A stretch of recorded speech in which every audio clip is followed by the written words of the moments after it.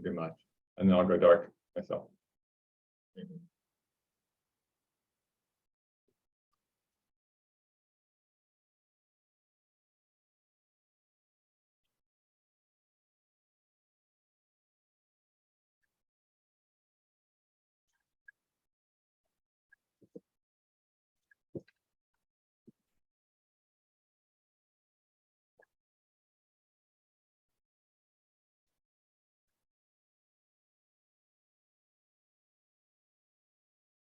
Okay, we're going to get started here in another 15-20 seconds, just giving folks time to log in.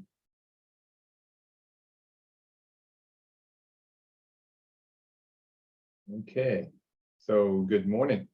My name is David Orr. I'm the director here with the LTAP Center in New York, on the Local Roads program. I want to welcome you to our August last 4 sessions of our summer webinar series for foundational webinars. Today's is on communication skills. And our instructor today is Jim Sheridan, who I'll let him tell you more about his background and his history, but he teaches our communications class, going around the state, but today's a foundational 1 hour. So Jim, I'm going to let you move that forward, but folks, if you do need the handouts or anything, look, open up your chat pod, but if you want to ask questions, use your Q&A. It's all yours, Jim. Thanks so much. Good morning, everyone. It's great to be with you this morning. I had been involved with Local Roads through David Orr's group for probably 8 or 9 years now, working with them on classes like the communication class, been out at different places around the state, and I'm really happy this morning to be talking with you a little bit about communication. The format I have is, I have a couple things to show you and talk about, and mostly though I'd be interested in knowing more about you and what you're interested in talking about. So let's go ahead with that. Okay, things aren't moving.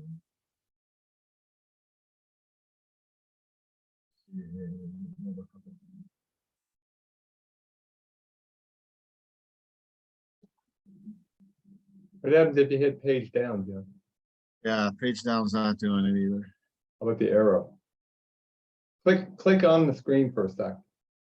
I've had that happen too. Yeah, there we go. That's true. So I understand that we'd like you to make sure your audio settings are at the right place. Please use the chat. You can also raise your hand, and I believe Amanda will be managing the chat and let me know when hands are raised, and let us know when you need to leave the meeting or those types of things. So we've got a poll I'd like you to participate in. Please go to polleverywhere.com, pollev.com/Jim S, and let us know who you work for.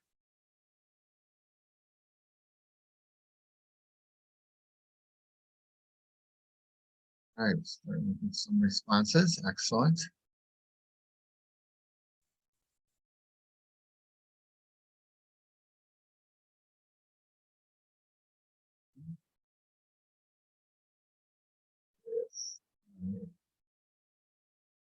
So we have quite a few in the other group. I'm wondering if a few of you might put into chat what other is, what you're working for. It'll help me understand a little bit about that.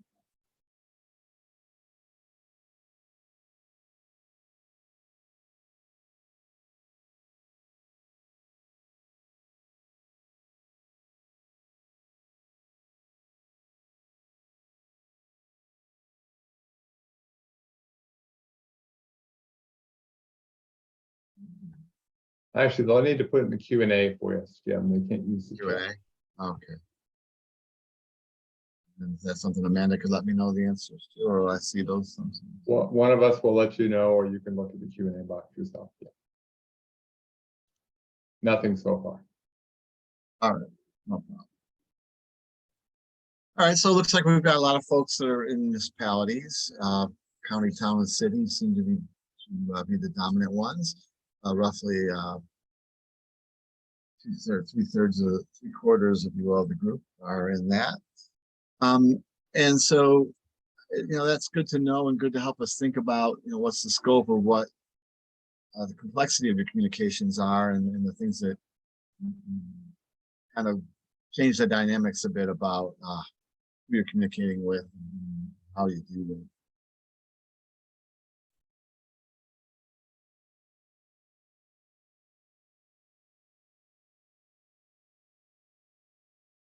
All right, curious also to know what your job is. So if you could go to the poll and let us know which of these best describes what your job is.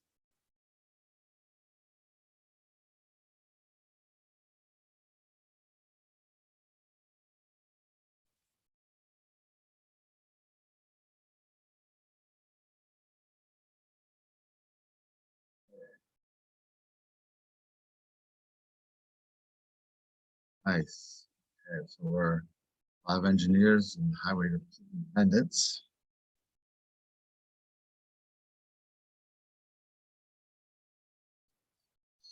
Percent of the folks here today are in a different category than we've listed here, but so far no field crew are involved in today's session, and so that's good to know so that we can tailor some of our thinking around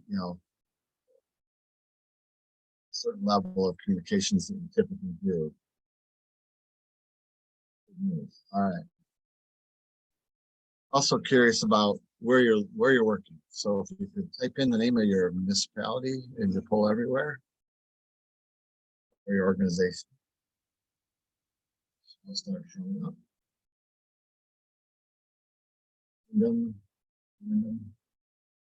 New York, come on.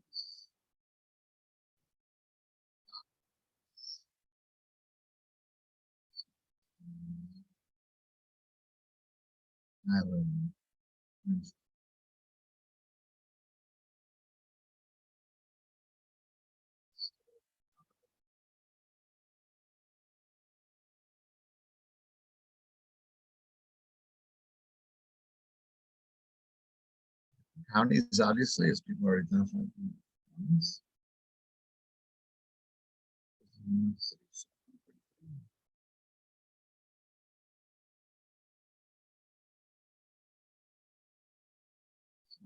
New York State DOT. All right, excellent. Thanks for doing that. Let's talk a little bit about what communication is in general, just to kind of get us started in terms of what we think we're doing when we do communication. So typically someone has an idea they want to tell someone else. They think of something, I got to remember to tell George this, or the crew needs to know this, or I got to make sure the commissioner knows that. I got to tell the board this thing, an idea or a piece of information they need. So you have something you need to tell someone else. So they decide what they to say and how they're going to say it based on their own life, their own experiences, what they think is important to add in that message. They pull that message together and then they share it with whomever they think they're sharing it. The person or people who receive that message then interprets it based on their own experience. So this is critical to pay attention to. The thing I have to always remind myself is I'm me. I'm Jim Sheridan, 64 years old, born in 1957. I've had 64 years of experiences that someone who's 27 has not had all the same experiences, even historically. But certainly they weren't raised where I was raised, through the times I was raised, with the paradigms that I've had, with the experiences I've had.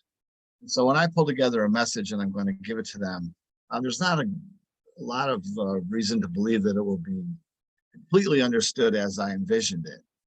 So, but what else can we do, right? We have an idea we need to tell someone, so we do our best to figure out how to say that.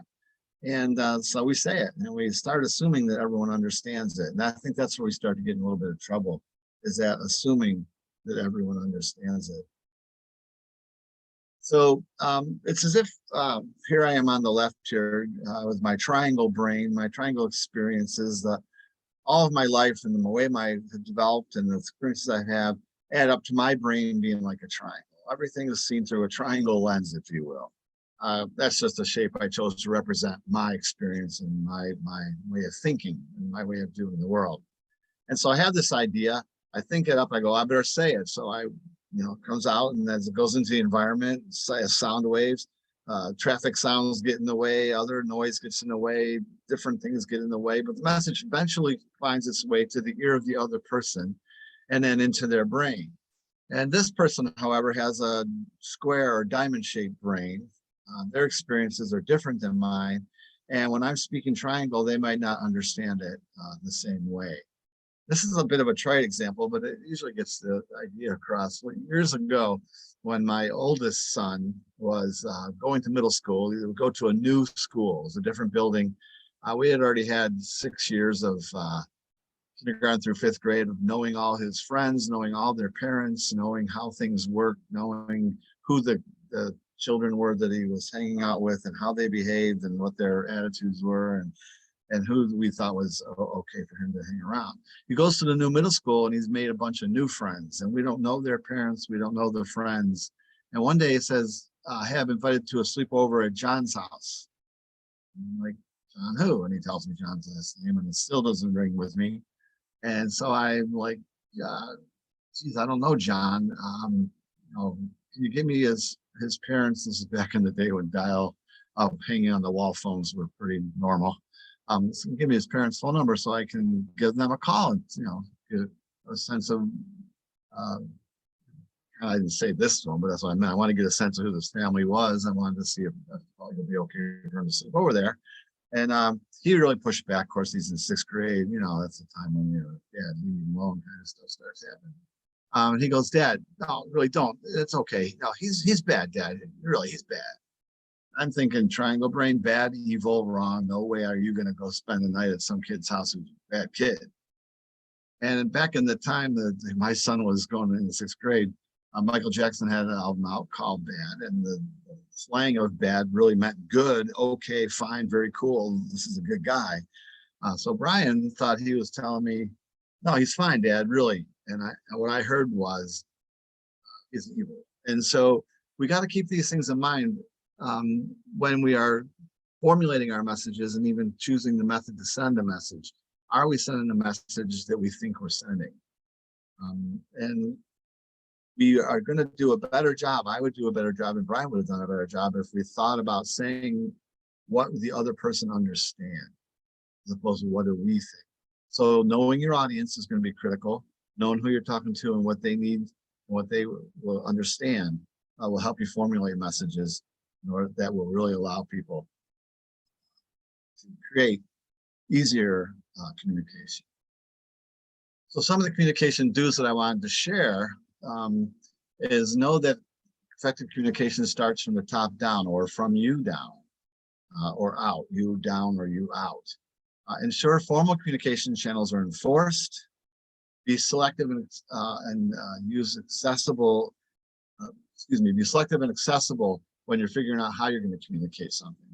Always be professional, clear, and concise, particularly when you're working. Ensure that it's communicated in a timely manner and ensure that everyone who needs to get it, gets that communication. So when you hear communications from someone above you, you got to be sure that you understand it, because the people you're communicating it to look at you as the top quite often. And if you don't understand what you're hearing and then having to communicate to others, you're not going to communicate it well. So first, be sure that you know exactly what and understand exactly what you've been asked to communicate or you want to communicate, and then think about being effectively working it through with others. Ensure formal communication channels are enforced. If you have ways of getting information out that people are supposed to use and channels for communication that are typical or that you require, it's important to have people utilize those. That way everyone knows where to get messages and how they'll receive them. And it helps keep things nice and neat. Did you check here? Did you check there? Be selective, accessible, and when choosing how to communicate. So think about how will the communication I send be received by others, and use a method that they can is accessible to them. Think of a way that each person on a crew would hear it, or a board member might hear it, and utilizing those channels and or language that will help them understand it. Always be professional, clear and concise. What is it you want to communicate? Leave out the backstories, the side stories, the static, if you will, and be very concise with your communication. Communicate information as soon as is the right time to do it. Don't wait longer than do it at the right time, and make sure everyone gets it. Everyone to be able to receive that information. In terms of things that get in the way of communication, or not so much get in the way, but things that are problems because of poor communication, safety comes to mind. Particularly in your work, there's a lot of dangerous stuff happening out there, and you must communicate at the right things at the right times in the right manner so that safety can be maintained.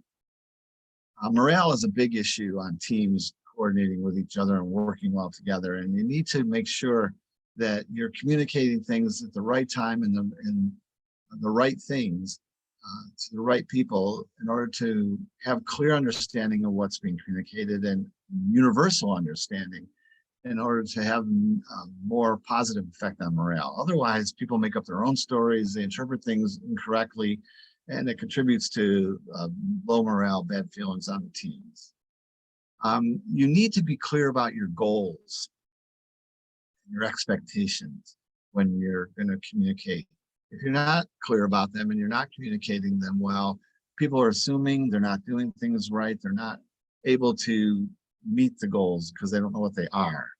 You need to be very clear about your goals, your expectations, and very clear about how you're communicating those so that people will be able to meet them. Another problem with poor communication is it causes a lot of delays in getting things done. People are not as productive, and there's a lot of rework that happens when something is miscommunicated or not communicated or not understood when it's communicated. And so that gives a lot of room for increasing the cost of the work you're doing, perhaps time involved in that. And then the reputation you and your offices, your garages, your teams, your crews have with your constituents from all across, whether it's citizens or board members or superintendents or other crews, is really hurt. And so I guess you might have known these things because you signed up for today's webinar. And maybe you have some things you're really concerned about. And so what I wanted to do next was to ask you, what are some of the things that got you to sign up today? And I'd really like you to take a moment to respond to the next poll, because that will give us some things that we're going to talk about going forward. What are the things that you'd like me to talk a little bit about to help you get some ideas for how to handle? So in the poll everywhere, if you would, let's get a list of the communication issues you see on your job so that those problems don't come up that we just outlined.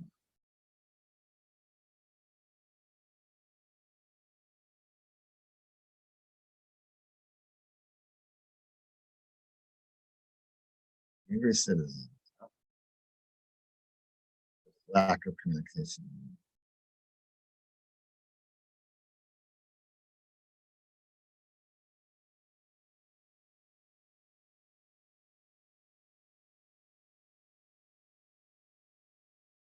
More outreach needed prior to program starts.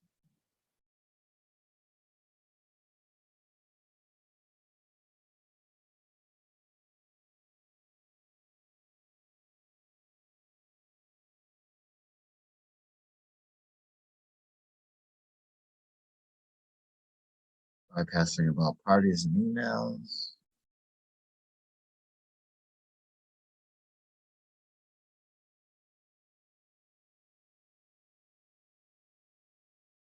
Meetings.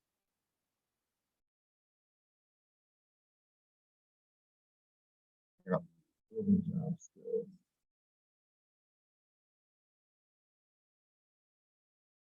Excellent.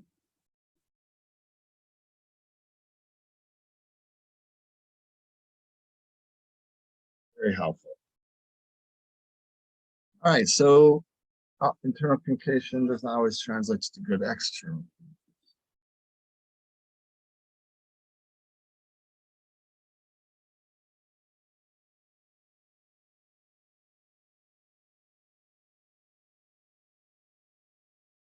Thank you.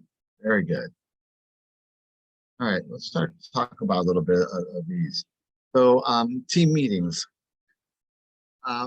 So if you're in a place where you are a supervisor, and many of you were administrators or supervisors or superintendents, and you're not having meetings yet, I encourage you to start to have team meetings, even if it's a tailgate type of meeting or quick Zoom, or even if it's a quick conference call, some kind of meeting. I like them at least once a week. And a lot of times we would start them, that was some really good Zooms. Ones that started on, with a Monday meeting, to say, here's where we are, here's what we've done last week, here's where we are starting now. And just setting the tone. If you could meet at least once a week somehow, I encourage you to do that. I think it's a critical practice for highly effective teams. And so if you're a person who can call team meetings, I encourage you to start doing that. If it's not something that you can typically do, you're a member of a team, let's say, and you're missing out on the benefit of having team meetings because your management doesn't offer one, I think it's a good idea to have a conversation with your manager about your need to have meetings and the benefits you think it would have for the team. In a little while, I'll cover quickly some information about how to give feedback, and you might give your manager feedback on, I know we're both interested in the team doing really well, and I'm finding that our lack of team meetings is getting in the way of that. And when we don't have team meetings, this and this and this occurs or doesn't occur. And I really like to talk about it as an example of how I might go about that. So while maybe you can't call a meeting, you can talk to your manager about the need to have meetings and try to convince them and influence them towards having meetings, whether it's not happening at all, maybe every other week would be a big improvement. So that's something I would encourage you to do there. Around bypassing involved parties and emails, I think that's a tough one. If you're a supervisor or a manager of people that are doing that, I think you can give them feedback on the impact, the negative impact that has, and ask them to stop doing that. I think that's a very managerial type of thing to do. If you're a team member of someone doing that, again, that feedback, we'll talk about feedback a bit. Maybe have those conversations. But a lot of times people do things and they're not thinking about the impacts. And if they knew the impact that bypassing involved parties and emails or any other activity had on people, a lot of times people would say, oh, I didn't know that. I'm sure, let's do something different. So if they don't know, they can't change it. They just think it's fine. So around angry citizens, that, I'm sure you encounter that. All of you probably encounter that from time to time. And one of the things we'll talk briefly about too is the value of listening, so that people are able to hear you when you need to explain things. So the idea of, from Stephen Covey, seek first to understand before you're understood. Actually goes back to St. Francis and maybe before him in the 15th century. But it's a old understanding that humans have and humans often forget. You seek first to understand, then people usually give you the floor so that they can try to understand you. So it's kind of, you're the understander first. That would be a useful thing to do. So we'll talk about the value of demonstrating understanding to people who are in emotion, and the value of listening in that. I'll go into those a little bit more. The idea of having more outreach or more communication or more developing of understanding between all involved parties before a project begins is an excellent idea. And the person who wrote that in here, sounds like you'd like it to happen. If you're in control of those things, you can clearly call for that to happen and set up meetings to make that happen. Get all the stakeholders involved, so that everyone gets on the same page about what's going to happen, what the expectations are, and what their role in that is, and how we're going to communicate going forward on the progress of those roles. Before you even start, that also gives people the opportunity to raise questions, raise problems, share ideas that can help make things go smoother. And it also creates a sense of we're in this together. We're all on the same team trying to make this thing happen, and what our roles are in that, as opposed to, I don't know what they're doing, I don't know what they're doing. It becomes a little bit, but here's what we're doing. So I really think that's an important thing to do. Again, if you're not a manager and you can't call for that, talk to people who can call for that about the value that would bring for you. I keep talking about, if you're a manager, you get to call it, and if you're a member, you get to raise it. I see the power difference there, and I know it's hard to be a team member and just raise things. But if you do that in a respectful way, people will usually listen to you. They may not take you up on it, but they'll listen to you.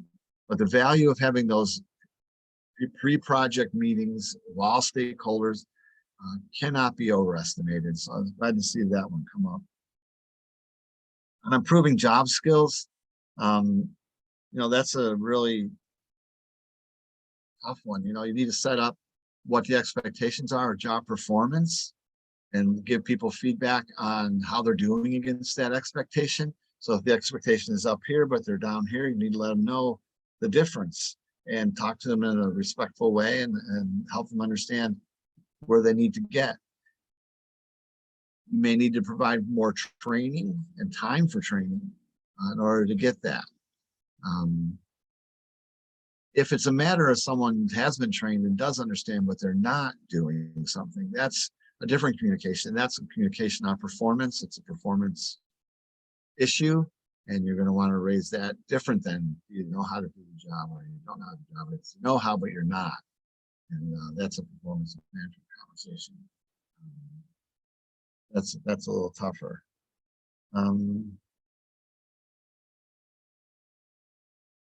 Translating internal to external communications.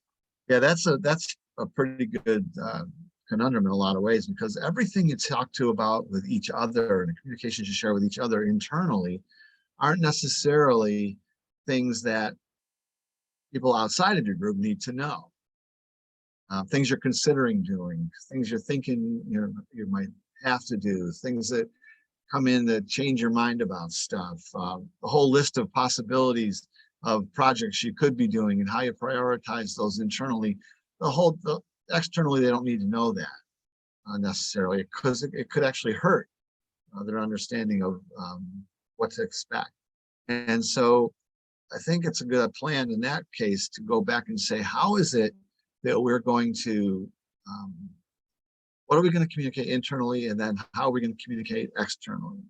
What are the end result decisions and plans that we're going to communicate externally?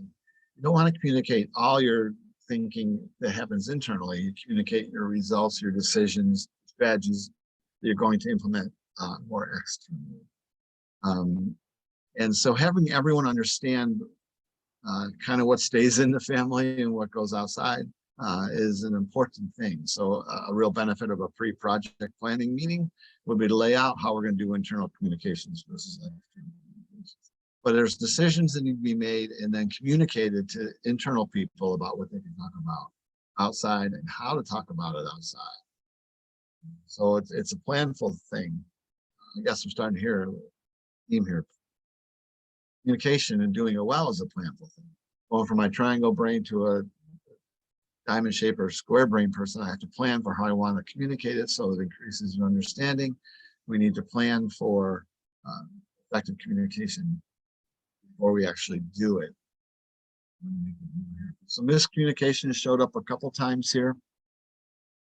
I guess I'm not really sure what we mean by miscommunication, other than it could be I meant to say A, but I said B and left out parts of A, and so that's why it turned into B minus A or whatever.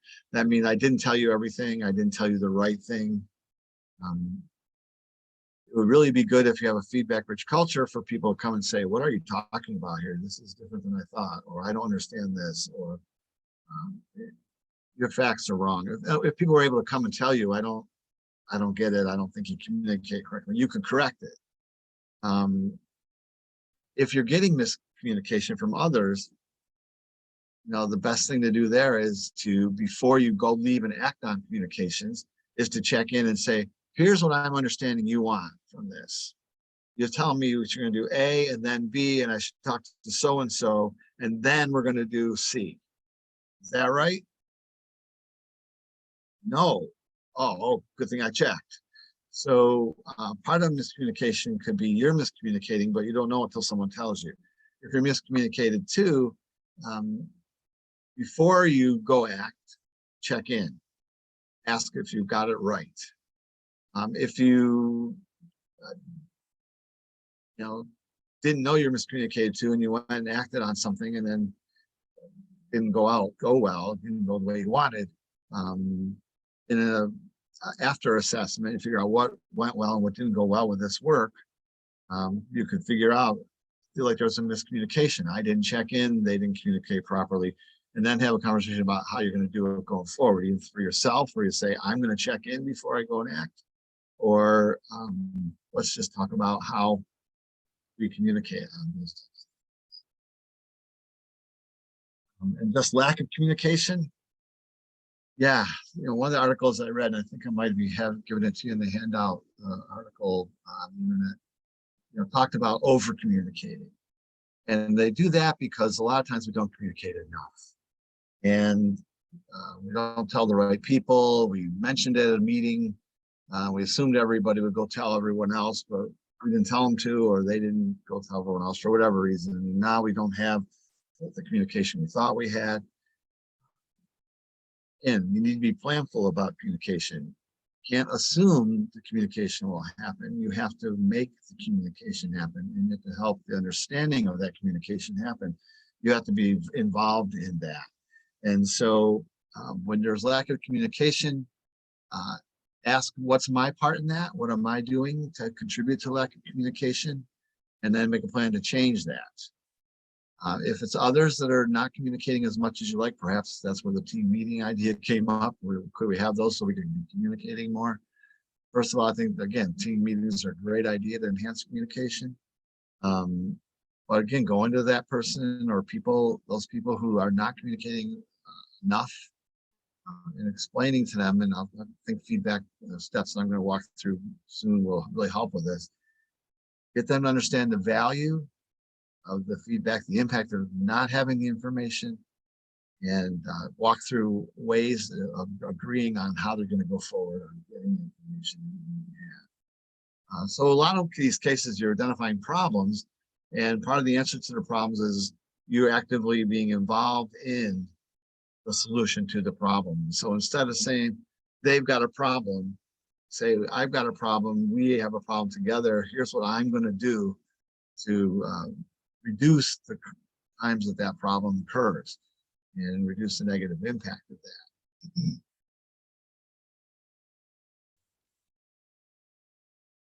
I hit on most of those, and I find that a couple of the things I want to highlight going forward would help, I think, quite a bit in the moving forward your concerns.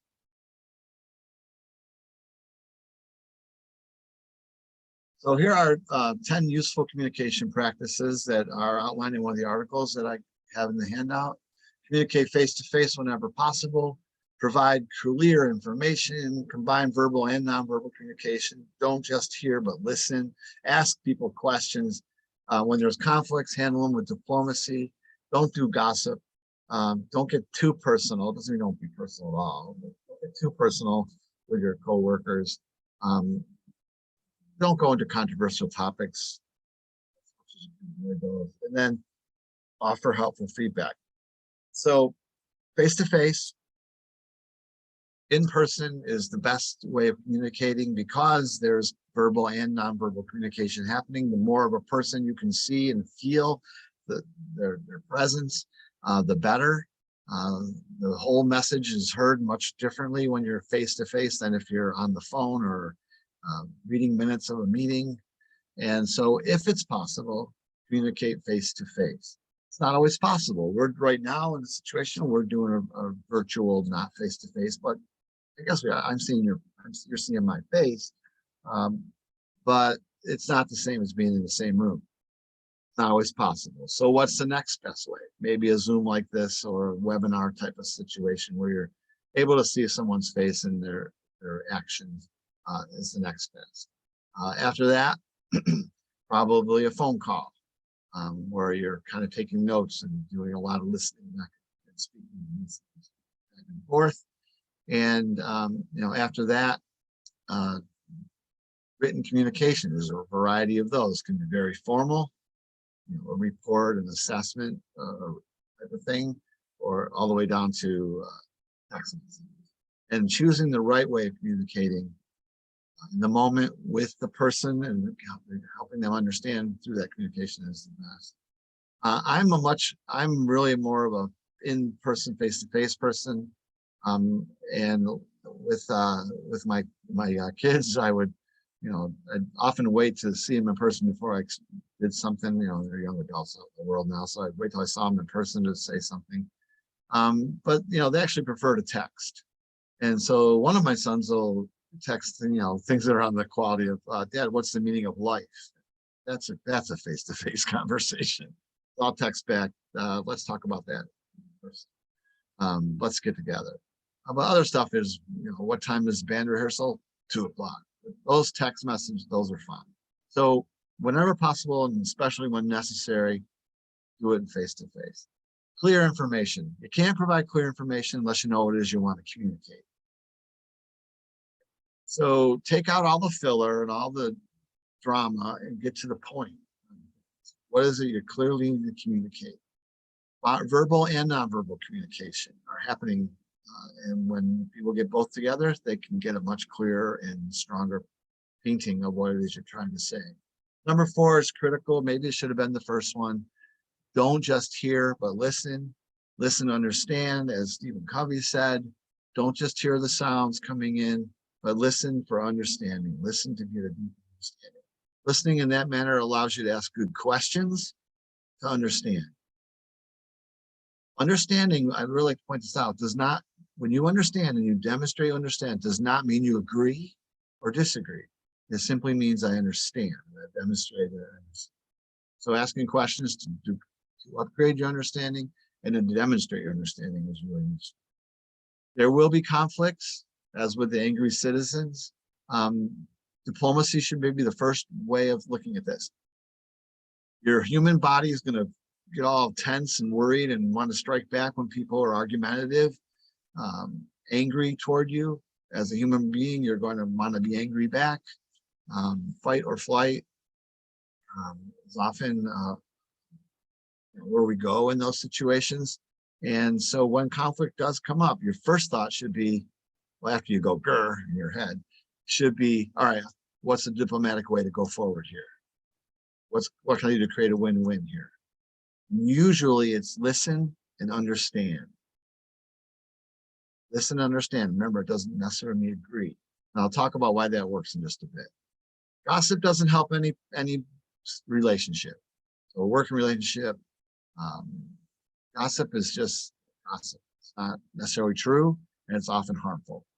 And so when people start with gossip, it usually means they're talking about someone who's not present to explain or defend themselves, and doesn't increase understanding. So if someone comes to you and says, hey, I got some gossip, you're going to be tempted to go, yeah, give it to me. And I think you do better as a team member, particularly as a leader of a team, to say, hold on a second. Is this going to be good information? Is this going to be something that demeans another person? Is this going to be something that I know is going to be?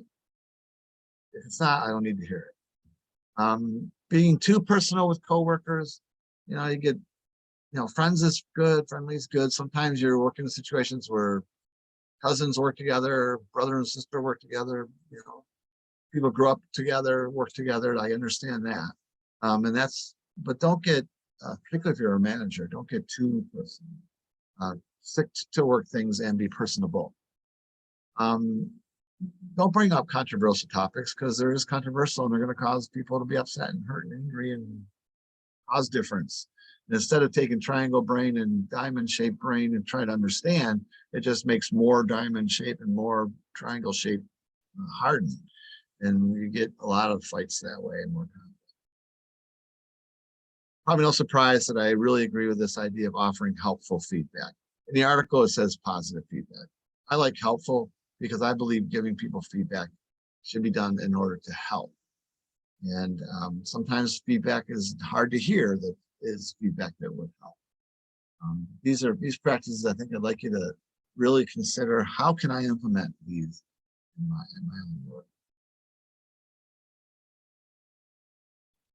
Expectations, communication of expectations, you have to be very clear about what those are. Otherwise, when they're not clearly understood, they can't be clearly met and they cause tensions. And so a way to be thinking about triangle brain versus diamond shaped brain is, what if I was working with them and I wanted to have a good relationship? Know what your interests and expectations are, know what everyone else's interests and expectations are. If you're conflict or have angry public folks, angry citizenry, what is our interests and expectations? Try to get a handle on that. Try to imagine what those are. Try to ask them what those are. What are the other party's expectations? And how they align with your expectations and what you can deliver, and where are the differences and where you need to talk about. When you're going to communicate expectations in order to create clarity, you need to be clear yourself what the expectations are. I suggest writing them down. It causes you to think it through. What is it I'm looking for here? Talk about them with the other folks and get agreement. Agreement means, here's what I've said. Here's what you told me about it. Here's where I might have changed a little. Here's where I kept it the same, whatever. And here's what we both understand. And here's what we both say, yep, that's what we'll do. Talked about listening as a communication skill that's critical. These are the things that typically happen when you're listening. You take in what you hear, you process that through your brain, your triangle brain, your diamond brain, your oval brain, whatever kind of brain you developed over your lifetime, and you form a hypothesis about what they mean. All right, so someone said, hey, Jim, can you pass me the salt? Well, I heard him say the word salt, they passed me. I processed that through, okay, they'd like me to pass them the salt. But they probably also want the pepper too. Most people usually do. That's my hypothesis. I hand them the salt and the pepper. Probably not a big deal if I got that wrong, because it's not that critical. It becomes critical in other situations, and they're not all the same. And so the thing you can do as an active listener is to add another step to those three. So you hear them, the sounds, you process in your brain, you have a hypothesis, but clearer understanding develops when you check out your hypothesis. So you want me to pass you the salt and pepper? No, just the salt, please. Oh, okay, just the salt. Or a supervisor hands down, says to you, hey, get down to Cheetah Road and talk to Diego. The gravel's not coming in. There's problems with the loader. And I don't know what the story really is. I can't get a driver or something. Some reason it's not going to get there till 2 o'clock. So get down there with Diego, and then just bring him right back to the garage, and we'll figure out something we'll do here. Okay. So you hear all that, you might say, well, okay, good. So you want me to go down to Cheetah Road and get Diego, let him know the gravel won't be delivered till 2, bring him back to the garage. Yeah, that's it. Good. Now you understand. They knew you what to do. You knew what to do. Everyone understands. And it really enhances things. So active listening, you hear it, you think about it, you have a hypothesis, and then you check it out. That's what you want to do, check out what it's far better understanding. When there's emotion involved, let's say the angry citizen, reflective listening is another step you could add. And it's similar to checking out your hypothesis, but you're adding a little bit because you notice their feeling. They're upset, they're worried, they're happy, they're excited, they're nervous, they're frustrated, whatever the feeling word is. And so, maybe a citizen's yelling at you because you said you were going to start paving their road, and it's been ground down for 3 weeks now, and their driveway's got a big bump at the end, and they come out and maybe they call you on the phone, or they see you in a truck and they come and yell at you and they start saying, what the heck, this road is not getting done yet. You told me to be done last week, still not done. You know, this bump in my driveway is killing my car. And what is wrong with you guys? You just don't seem to be right. And they're just going on and on. So you're getting the information. The content is that their driveway is still not quite right. The road is still been all ground down. It's not been paved yet. And now you're noticing they're really upset about that. And so, wow, okay, you're really upset about the road not being done yet. Yeah, I am. All right. And so every time you understand someone, and this is a statement of understanding of not only what they told you in terms of content, but also in terms of how they're feeling. Every time you get a yes from a person, they calm down just a little bit. And the more they say yes, the more calm they get, to the point where you can then say, you're calm enough, I'm calm enough, we both stay calm. Let me tell you information I know. Tomorrow, we're going to start doing the paving. Your paving is scheduled. I can see it's upsetting. I get it. Your paving is scheduled to start on Thursday. If it doesn't happen, I can give you a call to let you know it's not. So, I mean, a way of helping any emotional, upset, worried, particularly that's who we usually worry about, person, is to use this formula of you're feeling emotion word about content. You're feeling excited about your daughter hitting a home run. You're feeling frustrated about the hours you had to work. You're really upset with me because I didn't let you take vacation that week. Those kind of things don't fix anything. They don't mean you agree with them that they should be upset. It's just you noticed and you said it, and when you hear it, they know that you got it. So listening, keep taking the information, keep making sense of it, processing it, come up with a hypothesis, but check out your hypothesis. Creates greater understanding when things are calm, active listening is enough. When things are more emotional, reflective listening responses.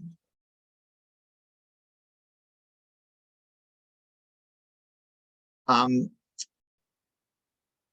put this in here because of the idea of understanding and being clear about expectations. So when you're going to give someone some work to do and you have an expectation related to that, you've already analyzed it, you've chosen someone to give the work to.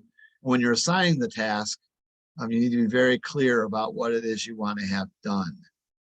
Then you let people do the work and then give feedback. So this idea of giving feedback keeps coming up in my talk today. It's also important to know that when you're giving feedback, you need to be a good listener. So feedback, I think, is important to pay attention to. These are two of my favorite definitions of feedback. When you give feedback, it means you offer a helpful response to someone's work or idea. Love this one. When you give feedback, it means you offer a helpful response to someone's work or idea. Helpful. You did something or you didn't do something, and I want you to do better. Or I want you to know this because I think you'd like to do better. I'm telling you this to be helpful, not to be hurtful, not to be mean, not to degrade you, demean you. I want you to do better. I want everything to be good. So I'm going to give you this helpful information. If you're a manager, you're giving performance feedback all the time. It's a process where information exchange concerning performance expected, the expectations, and what they did or what performances exhibited. Constructive or positive feedback can praise good performance or correct poor performance. It should always be tied to those performance expectations. So when I talked about being very clear on expectations before, you need to be clear. You need to communicate in a way that they know it's clear. And you might want to ask them to demonstrate that they understood what it was you're asked for. So in the case where you asked a person to go down Jeter Road and pick up Diego, you might have given them that and said, so what is it I'm looking for you to do? You want me to go down and tell Jeter about the gravel, not come and flip you and bring him back?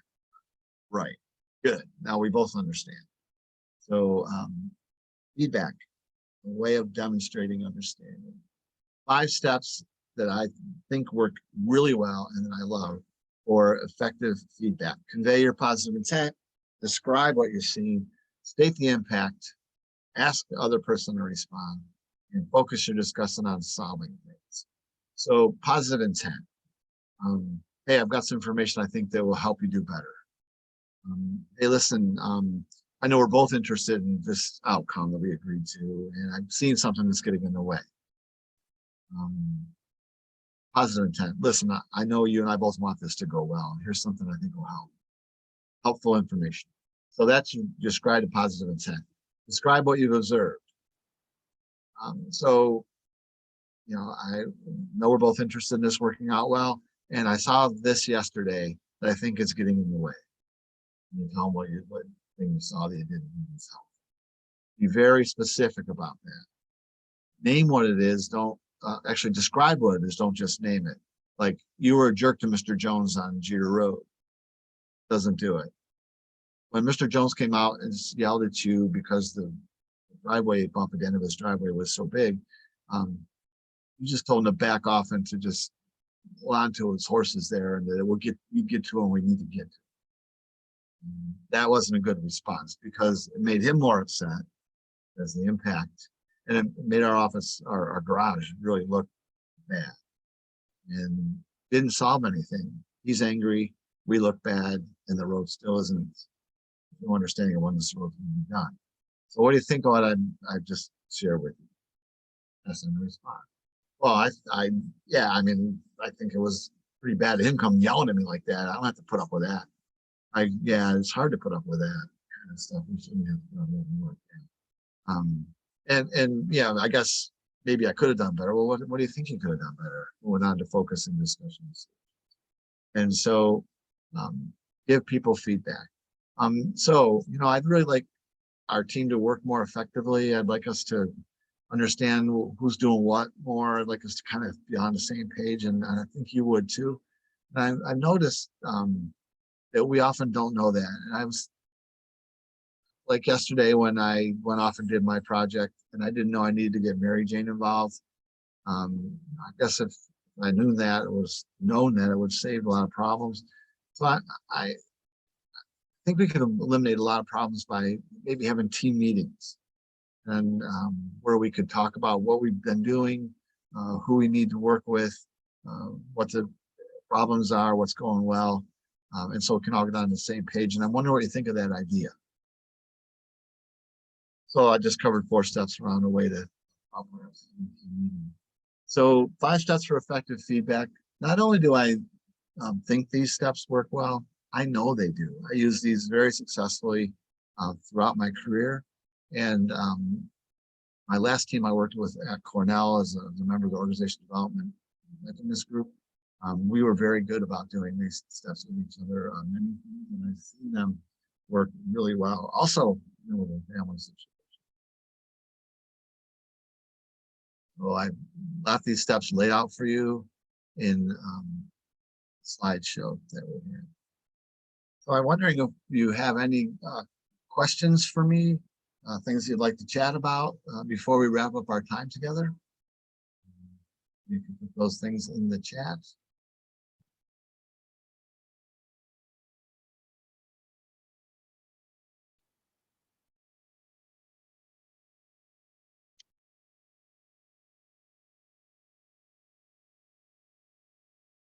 I don't see anything in the Q&A or the chat, Jim. All right.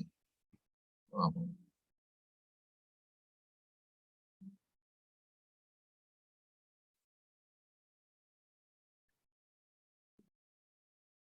right. Okay. Well, thanks, Jim. Thank you. For those who are still here, thanks for joining us today. We got 32, Jim. That's pretty good. We said about half. Yeah, very good. Sounds good. More than half today. That's good. Yeah. We do have 3 more webinars coming up over the rest of the month. Gravel and base materials next week, managing the fleet the week after, and snow and ice. And I hope to see you on some of those sessions. And everybody have yourself a great week. Stay cool. It's going to be hot. Yeah. Thanks, everyone. I enjoyed chatting with you. Take care. Take care. Bye-bye.